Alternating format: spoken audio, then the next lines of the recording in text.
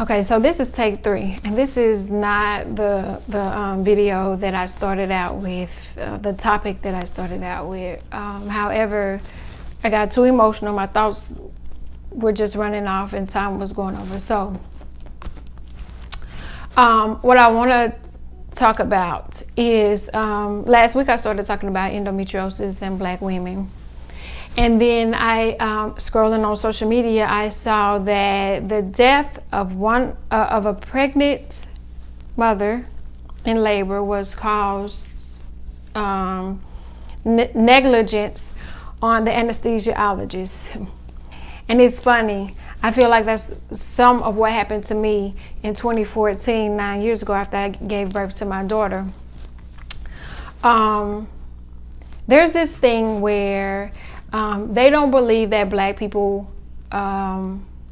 hurt or feel pain the way other races. And I don't know if it's because of the melanin in our skin, or is it because of we're told that we have to have thick skin. I don't know what the reason is. And what I've learned from myself in having endometriosis, a lot of times you do develop, or when you have a chronic illness, you do develop a high tolerance for pain.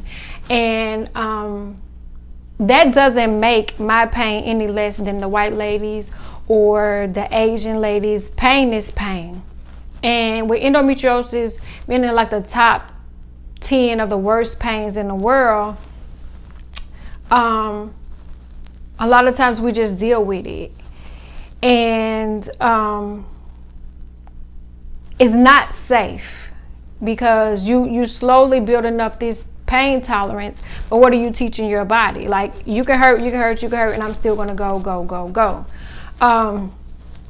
I told you before that the endometriosis, it grows all over the body, which is one of the things that they don't tell you. It isn't a cure for it. Hysterectomies don't cure it. Sometimes the surgeries don't cure it. I've had six surgeries, and I had to learn myself to manage it, to be the doctor of my own body. You know,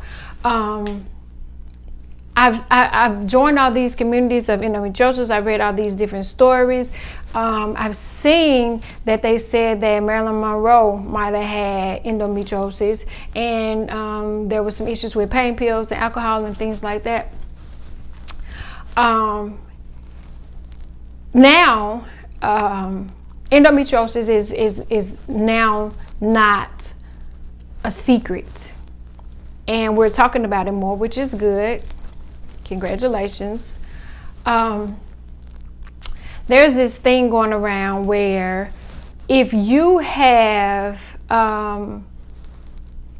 had a hair relaxer or perm, which Black women get, they're now associating fibroids and those issues with relaxers. So there's like a direct correlation. And I want to say, I follow this beautiful, she's now an angel, that she passed away on last month from brain cancer, that they said was directly linked to hair relaxers. And so I decided to stop getting hair relaxers probably in 2019, because I thought my hair is so freaking nappy that can't nothing else touch it except for these chemicals that's burning my scalp, straightening not just my hair, but everything else in my brain, fried, dyed, and laid to the side.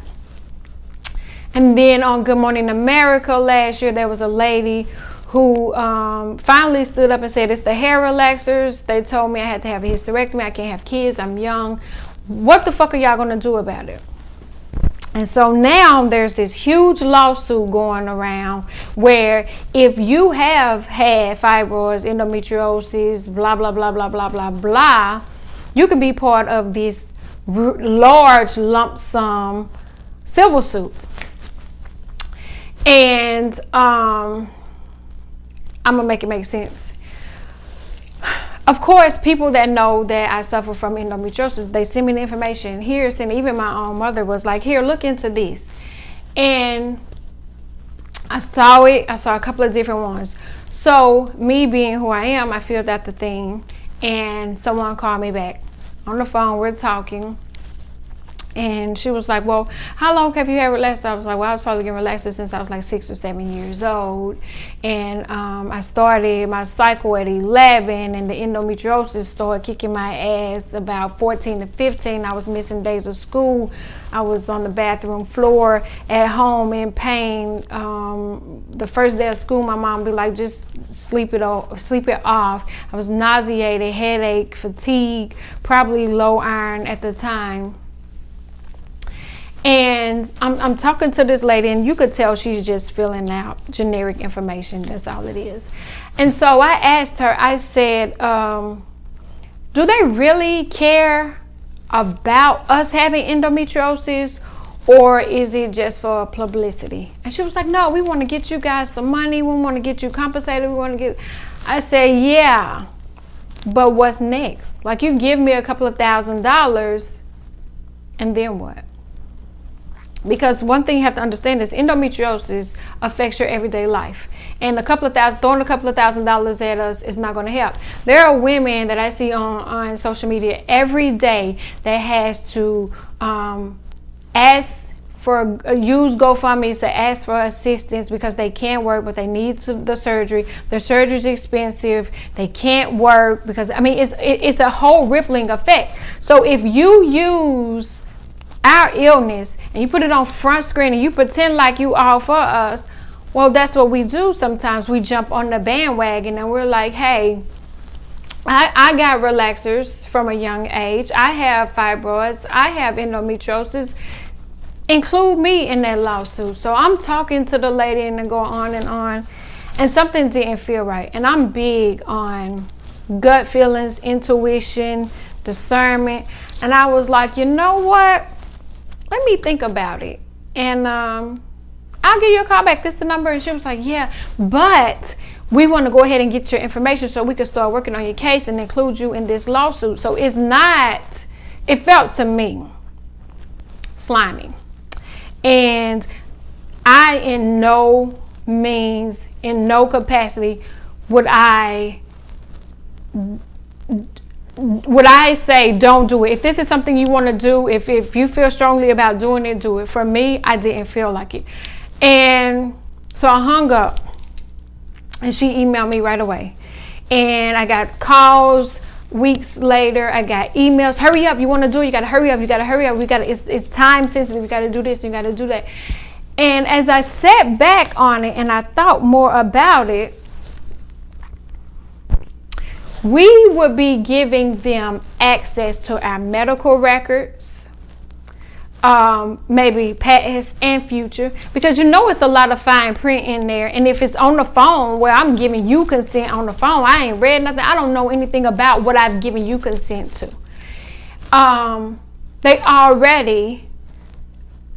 We're a threat. The black woman is a threat already off the bat. I feel like if they can't get you at birth, if they can't take you out at birth, it's going to be something along the lines that will get you and take you out. So they don't get you at birth, then they implant these relaxers, these chemicals, these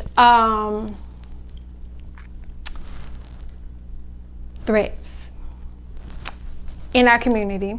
We willingly take it. We consume it. We're the first to buy it. We're the first to use it. We're the only ones to use relaxers.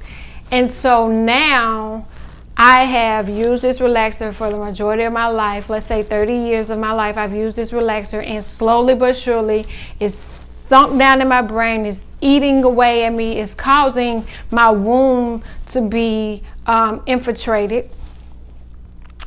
And now I'm giving you permission to track my medical records, my health.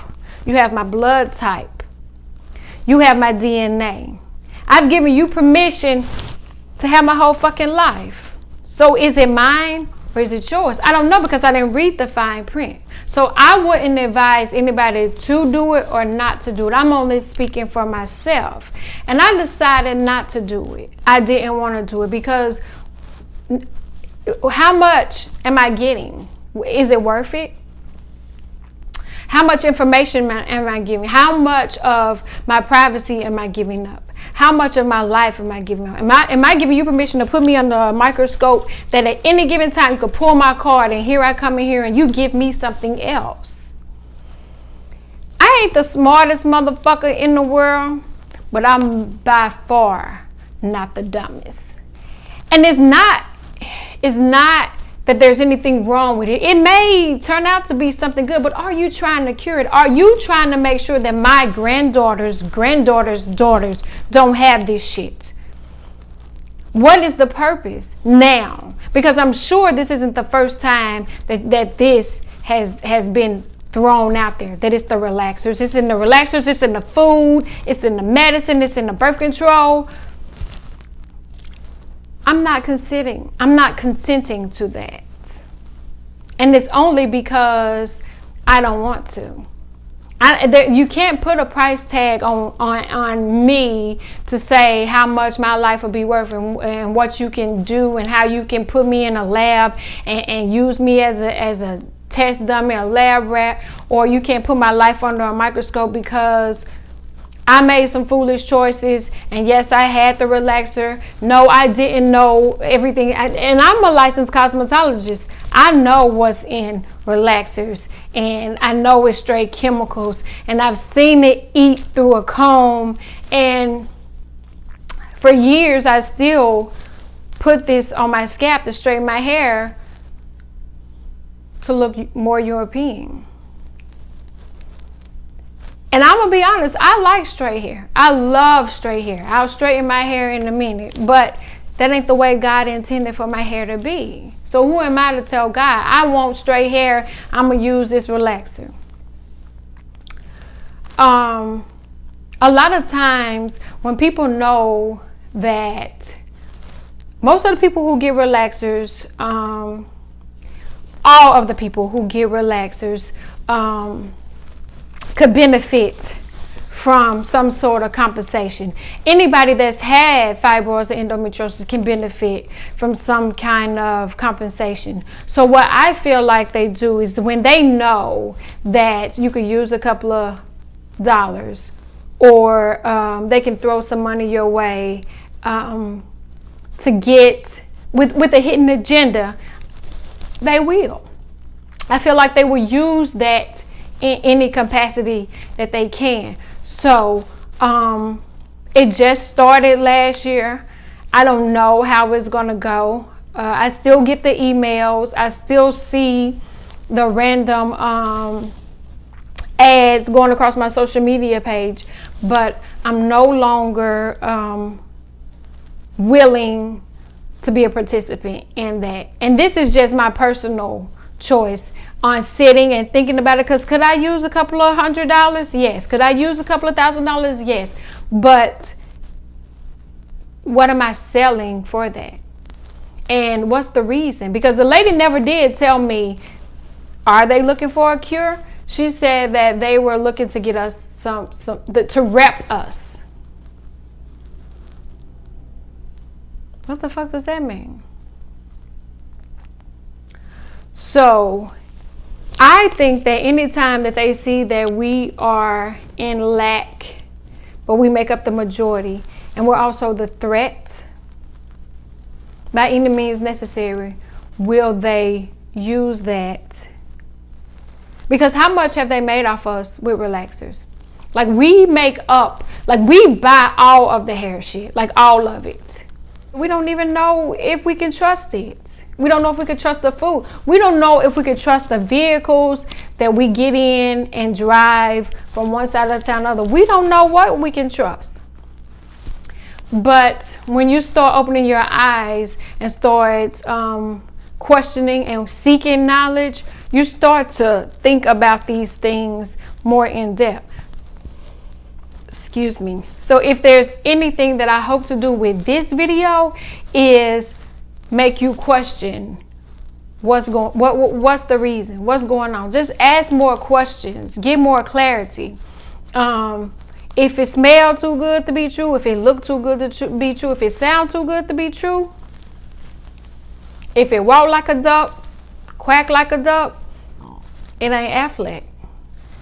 But do your own research, be your own advocate, heal thyself, know thyself, go within, pray, talk to spirits, do whatever you need to do for you, but just know that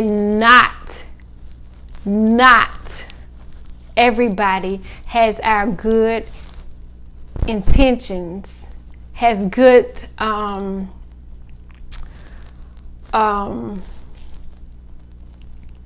they don't have a good heart for us, and it's not always in black and white. Sometimes it's hidden in green. Sometimes the answer is staring us right in the face. We don't know. Don't kill me. I'm just the messenger trying to bring the message, and I'm telling you what I did for me, what works for me. And what works for me might not work for you, and what works for you might not work for me. So let's just talk about it.